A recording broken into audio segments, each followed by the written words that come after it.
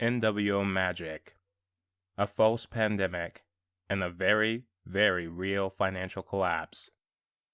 Written by Anthony Migchels on March 18th, 2020.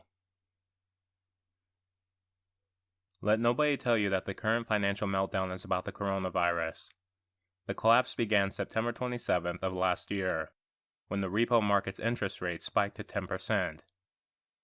That's a sign that they stopped lending to each other, like in the 2008 crisis and the spiking LIBOR rates, and the Fed had to restart bailing out the banks on the repo market every night.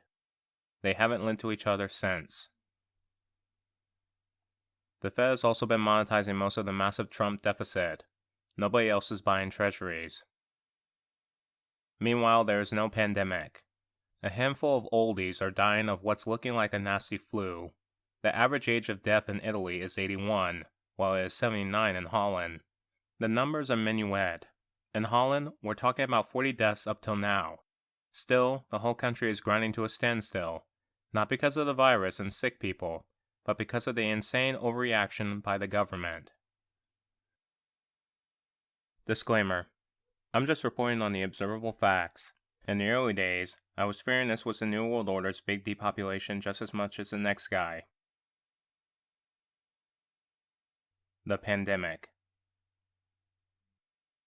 There are now a grand total of 6,500 deaths worldwide, in 6 weeks' time, most of them in China. At least that's what we're told. We're also being told that they don't have tests. It's called gaslighting. In Italy, over a week's time, a grand total of 1,000 oldies, 81 years old average, have died.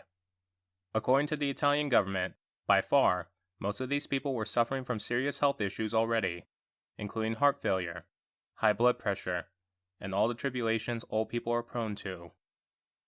They say that it is even impossible to declare that they actually died of the virus, only that they likely had it. There is no test for the coronavirus. What they are doing are quite superficial diagnoses of the respiratory system. What is happening is that anything that looks bad is being labeled corona. This is what you get in the mass psychosis.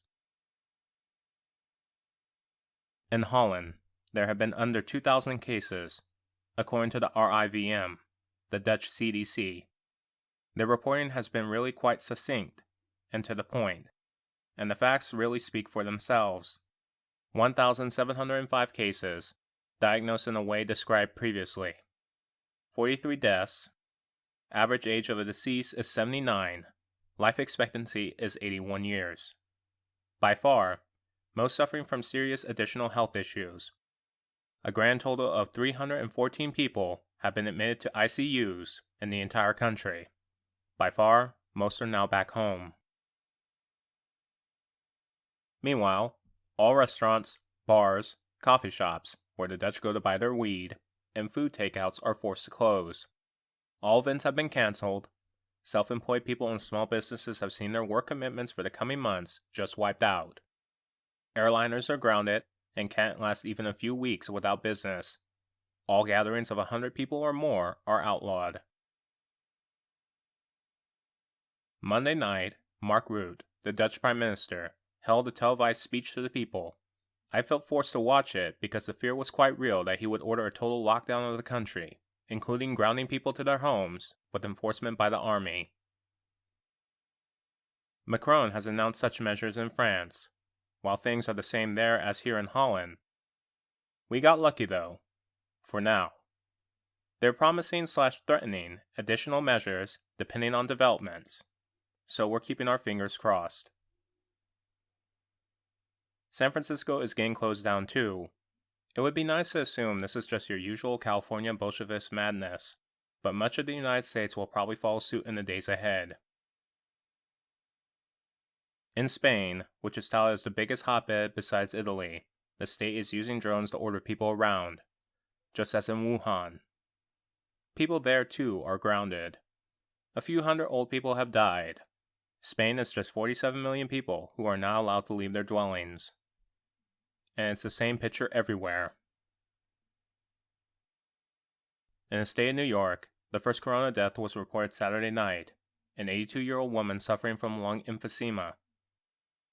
In Luxembourg, also Saturday, the first corona death was a 94-year-old. Since January 1st, scores of thousands of 80-year-olds or thereabout folks have died of the flu, general malaise, whatever, in the European Union. They do so every year during the season. They don't end up in intensive care at all. This is a mind job. People are just completely bamboozled by scary graphs of exponential growth. But if there's exponential growth, why are there 6,500 deaths worldwide after 6 weeks, most of whom have died in China during the early days of the outbreak? Shouldn't we be hauling off thousands of body bags by now? It's completely the media's doing, including the alternative media. Conveniently, they're saying don't pay with cash, it's contagious. Using a debit card machine that was just used by all sorts of drooling and coughing customers is apparently safe. Of course they would use such a thing in their war on cash. Just a few weeks ago, in an eerie sign of things to come, Dutch banks suddenly unison closed their ATMs between 11 p.m. and 7 a.m., presumably to stop robberies, a story only journalists, women, and children believe. Why were people buying toilet paper? Not just in America, but in the United Kingdom, Holland, and France as well? Because all the state/corporate media are probably running the same CIA scripts. They always do so. Assuming they do so now as well is hardly a very wild guess. Just imagine how much fun they must have had, and all the poo jokes they have been making about all the goy/peasants who are eating it all up. The alternative media, 90% of which is of course just trolling Jews and the CIA, is plugging the scary stories about the NWO depopulation virus, and about how the government is lying to us. Half of the population lends at least some credence to these propositions, as they should. So this is professionally exploited by the wizards. Honorary mention. John Rappaport has been one of the very few making any sense at all. He had it all figured out from day one. Meanwhile, in the real world. Sunday, the Fed announced a panicky 100-point downgrade of interest rates to 0%. They announced an emergency package of $700 billion QE. Outright asset purchasing to help price levels in the markets. This was after last week, when they had given out $1.5 trillion in short-term loans on the repo market. I'm very unsure how much of these short-term loans are actually coming back. It could be 100, but that would very much surprise me. This move had stabilized the markets for about 5 minutes. The $700 billion mega asset purchasing package limited the damage on the future markets to only 1,000 points on Sunday night. Monday, the Dow lost 10%. The S&P index Monday night ended up 30% lower than 10 days earlier. Interestingly, Mitch Romney and Ilhan Omar have both been calling for $1,000 handouts to normal people. Of course, to help them bridge lost income due to Corona. But in reality, giving normal people cash handouts has been under discussion for years in the regulatory scene. They know outright bank bailouts are hated beyond measure, and giving the money to the people, while obviously not the preferred option, is just another way to keep reflating the system as long as they can. When they are forced to do this, it is as bad as it looks. Central banks have been talking about buying up distressed market assets for years also. They have openly announced they would do whatever it takes, and the Fed too, last Sunday, promised more if needed. Nice, no? These scumbags buying up everything with freshly printed euros and greenbacks? To save the world, no less? Next, they will consolidate everything in the state and use the mega capital as the foundation for their communitarian, Communism 2.0, world state. Governments already own a huge chunk of the markets, through pension funds, as visible in the comprehensive annual financial reports they publish next to their official numbers. Pure NWO magic.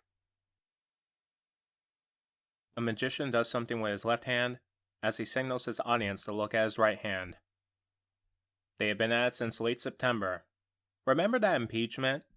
Everybody was just wondering, what's it all about? Well, it was about distracting people from the financial implosion that had begun. Soleimani?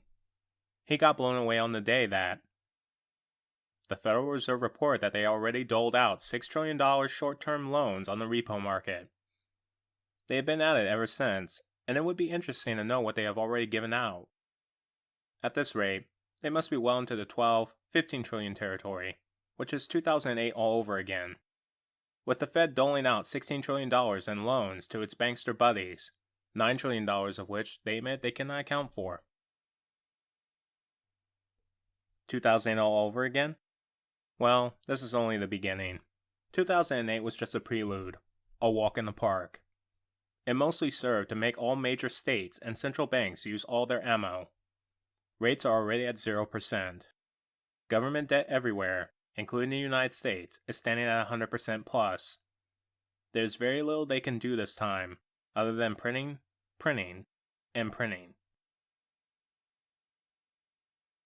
Conclusion. Meanwhile, they're utterly annihilating the world economy. People are begging Big Brother to please ground them and have the army enforce a lockdown, as well as do more to stop the virus. Resistance is forestalled, as people coming together is outlawed, cause Corona. In Austria, it's actually been illegal since Monday to meet with more than 5 at a time. Make no mistake whatsoever, this is the New World Order's long-awaited big push. As we have been analyzing very extensively, both on these pages and elsewhere, the US Empire is not the New World Order. America and the US Empire were created to conquer the world for them, and now that they have, they can go. 10 years from now, the West will be unrecognizable. Not a shadow of its former self, America will soon start retreating from Europe, leaving the old continent to Russian control. Agenda 230 and its far-reaching social engineering goals, including the end of private land holdings, will be called for by the masses everywhere. The bank is planning to foreclose on the entire West in the decade ahead. The issue that has swept through the ages, that of the people versus the banks, will have to be faced now. Will be faced now.